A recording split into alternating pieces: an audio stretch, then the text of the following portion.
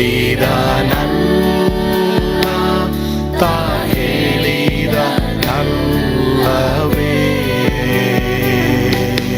ನಾ ಕೈ ಬಿಡೇನು, ನಾ ಕೈ ಬಿಡೇನು. ಆ ಮಾತು ಹೇಳಿದನಲ್ಲ, ತಾ ಹೇಳಿದನಲ್ಲವೇ.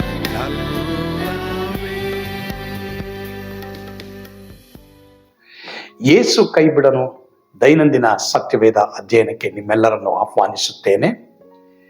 ಕ್ರಿಸ್ತನ ನಿಜವಾದ ಮೊದಲಗಿತ್ತಿಗೆ ಇರಬೇಕಾದಂಥ ಕೆಲವು ಗುಣಲಕ್ಷಣಗಳ ಬಗ್ಗೆ ನಾವು ಈ ದಿನವೂ ಸಹ ಕಲಿಯೋದಕ್ಕೆ ಹೋಗ್ತೇವೆ. ನಮ್ಮ ಸಭೆಯಲ್ಲಿ ಈ ಒಂದು ವಿಷಯದ ಕುರಿತು ಪ್ರಸಂಗ ಮಾಡಿದಾಗ ಅನೇಕರು ಕ್ರಿಸ್ತನ ಮೊದಲಗಿತ್ತಿ ಆಗಲಿಕ್ಕೆ ತಮ್ಮನ್ನ ಒಪ್ಪಿಸಿಕೊಟ್ರು. ಒಂದು ವೇಳೆ ಪ್ರಿಯ ದೇವರ ಮಕ್ಕಳೇ, ಅಥವಾ ಈ ಪ್ರಸಂಗವನ್ನ ಯಾರು ಇವತ್ತು ಮೊದಲೇ ಬಾರಿ ನೋಡ್ತಾ ಇದ್ದೀರೋ, ನೀವು ಯೇಸು ಸ್ವಾಮಿಗೆ ಇನ್ನೂ ನಿಮ್ಮ ಹೃದಯವನ್ನು ಕೊಡದೆ ಹೋದರೆ ಯೇಸು ಸ್ವಾಮಿಗೆ ನಿಮ್ಮ ಹೃದಯವನ್ನು ಕೊಡ್ರಿ. ಮಾತ್ರವಲ್ಲದೆ ಒಂದು ವೇಳೆ ಯೇಸುವನ್ನ ಬಿಟ್ಟು ನೀವು ದೂರ ಹೋಗಿದ್ರೆ ಆತನ ಬಳಿಗೆ ಪಶ್ಚಾತ್ತಾಪದಿಂದ ಬನ್ರಿ. ಅವರು ನಿಮ್ಮನ್ನು ಸ್ವೀಕಾರ ಮಾಡಿ ಆತನ ಮೊದಲಗಿತ್ತಿಯಾಗಿ ನಿಮ್ಮನ್ನ ಸ್ವೀಕಾರ ಮಾಡ್ತಾರೆ. ಈ ಪ್ರಸಂಗದ ಮೂಲಕ ನೀವು ಆಶೀರ್ವಾದ ಹೊಂದ್ತೀರಾ. ಕರ್ತನ ನಿಮ್ಮನ್ನ ಆಶೀರ್ವಾದ ಮಾಡ್ಲಿ.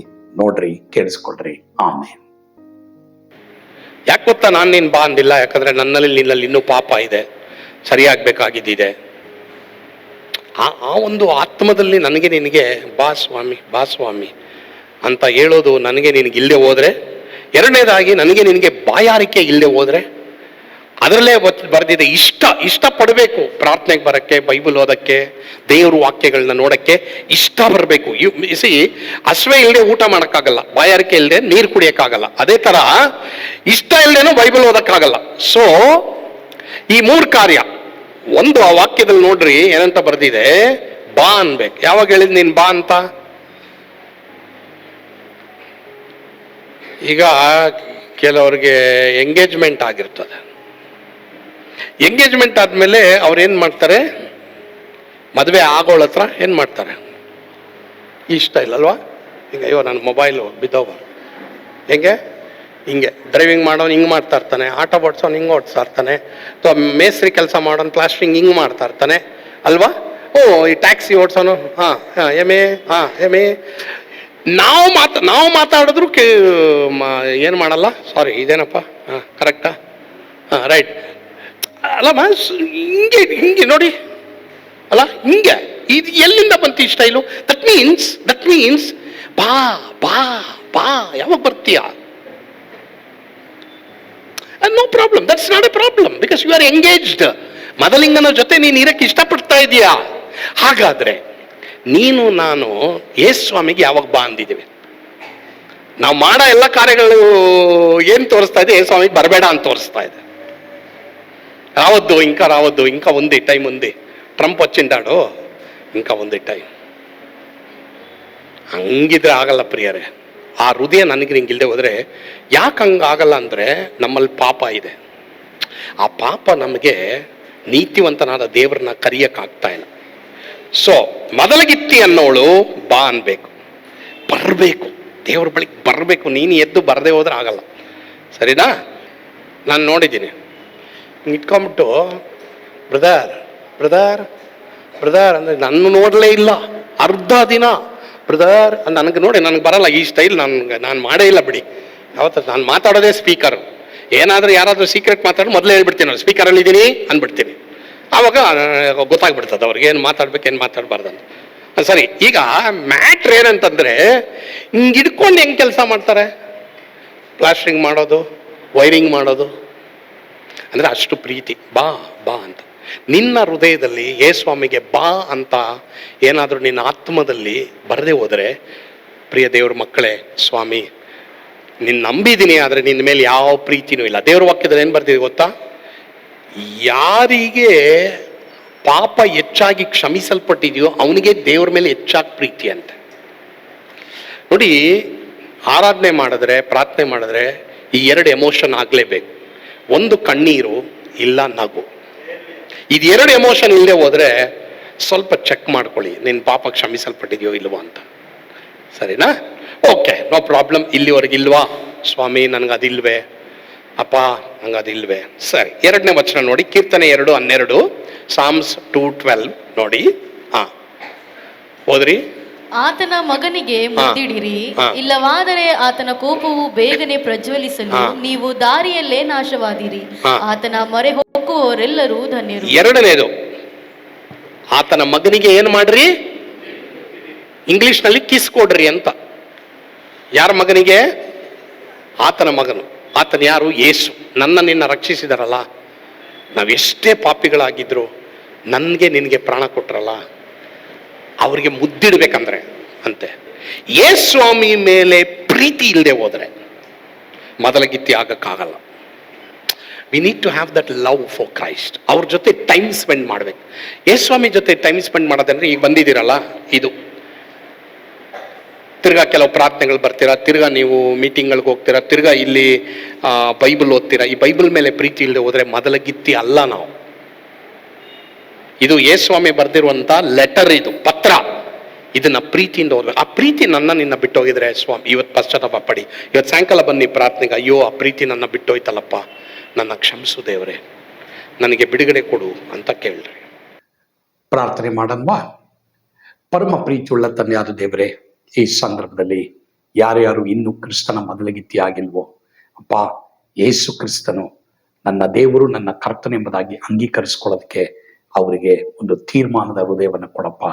ತಂದೆಯಾದ ದೇವರೇ, ಎಂಥ ಒಂದು ಸ್ಥಿತಿಯಲ್ಲಿದ್ರು ಸ್ವಾಮಿ, ಪಾಪಿಗಳನ್ನು ಹುಡುಕಿ ರಕ್ಷಿಸುವುದಕ್ಕೋಸ್ಕರವಾಗಿ ಬಂದಂಥ ದೇವರಪ್ಪ. ಮಾತ್ರವಲ್ಲದೆ ನಮ್ಮನ್ನ ನಿನ್ನ ಮೊದಲಗಿತ್ತಿ ಹಾಕಿ ನೀನು ಆರಿಸ್ಕೊಂಡಿದ್ದೆ, ಅದಕ್ಕಾಗಿ ಸ್ತೋತ್ರಪ್ಪ. ಈ ಸಂದರ್ಭದಲ್ಲಿ ಯಾರ್ಯಾರು ನಾನೂ ಕ್ರಿಸ್ತನ ಮೊದಲಗಿತ್ತಿ ಆಗ್ಬೇಕೆಂಬುದಾಗಿ ಬೇಡ್ತಾ ಇದ್ದಾರೋ ಅವರಿಗೆ ದೇವರೇ ಪಶ್ಚಾತ್ತಾಪದ ಹೃದಯವನ್ನು ಕೊಡು. ಅವರ ಪಾಪಗಳನ್ನ ಮನ್ನಿಸಿ ಅವ್ರನ್ನ ಆಶೀರ್ವಾದ ಮಾಡು. ಸ್ತುತಿ, ಘನ, ಮಾನ, ಮಹಿಮೆ ನೀವೊಬ್ಬರೇ ಹೊಂದಿಕೊಳ್ಳ್ರಿ ಸ್ವಾಮಿ. ಯೇಸುವಿನ ಹೆಸರಿನಲ್ಲಿ ಪ್ರಾರ್ಥಿಸ್ತೇವೆ ದೇವರೇ, ಆಮೇನ್. ಪ್ರಿಯ ದೇವರ ಮಕ್ಕಳೇ, ಕರ್ತನು ನಿಮ್ಮನ್ನು ಆಶೀರ್ವಾದ ಮಾಡಲಿ. ಸ್ವರ್ಗದ ಆನಂದ ನಿಮ್ಮನ್ನು ತುಂಬಿ ತುಳುಕಲಿ. ಆಮೇನ್.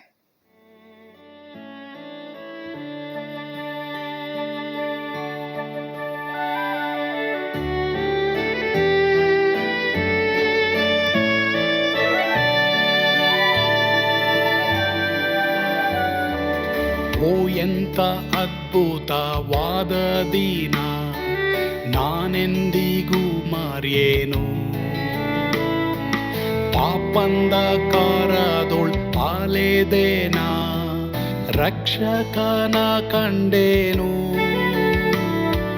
ಕೋಮಲ ಕರುಣೆಯುಳ್ಳ ಯೇಸು ಎನ್ ಕೊರತೆ ನೀಗಿದ. ಕತ್ತಲೆ ಹೋಯಿತು, ಜ್ಯೋತಿಯು ಮೂಡಿತು, ನಾನೀಗ ಧನ್ಯನಾದೆ. ಸ್ವರ್ಗದ ನಂದ ಎನ್ನಾತ್ಮ ತುಂಬಿತು, ಶಿಲುಬೆನಾಗ ಎನ್ ಸ್ವಸ್ಥ ಕೈದನು. ಎನ್ ಪಾಪ ತೋಳೆದ, ಈರುಳ ದಿನಕ್ಕೆ ತಿರುಗಿದ. ಸ್ವರ್ಗದ ನಂದ ಎನ್ನಾತ್ಮ ತುಂಬಿತು.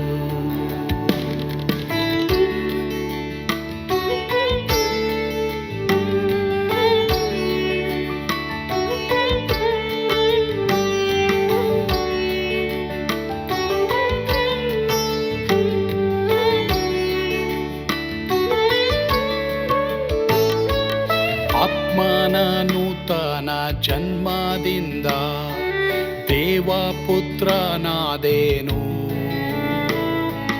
ನೀತಿ ನಿರ್ಣಯವ ಹೊಂದಿದೇನು, ಭಾಗ್ಯವಂತನಾದೇನು.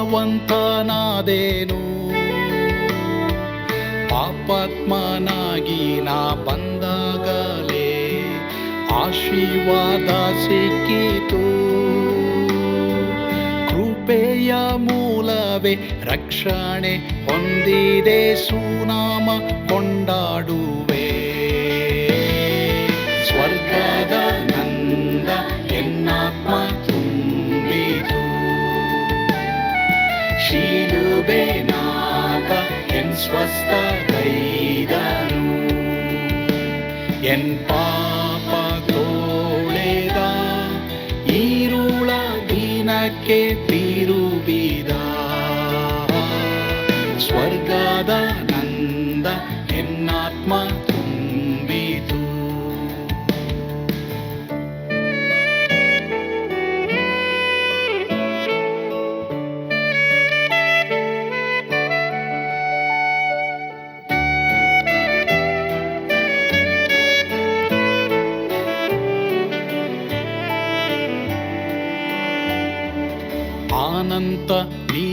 ನಿರೀಕ್ಷೆ ಏನಾಗಿದೆ, ಕಾಲವು ತೀರಲಾಗಿ ಸ್ವರ್ಗದ ಭವ್ಯ ಬಿಡಾರದಲ್ಲಿ ನಿತ್ಯವಾಗಿ ಇರುವೆ. ಶಿಲುಬೆ ನನಗೆ ಆಶ್ರಯವೇ, ನಂಬಿಕೆಗಾಧಾರವೇ. ನಿತ್ಯ ಐಶ್ವರ್ಯವ ದಿವ್ಯಾಶೀರ್ವಾದವ ಕರ್ತ ಇವನೇ ನಗೆ. ಸ್ವರ್ಗದ ನಂದ ಎನ್ನಾತ್ಮ ತುಂಬಿತು, ಶಿಲುಬೆ ನಾಗ ಎನ್ ಸ್ವಸ್ಥ ಗೈದನು. ಎನ್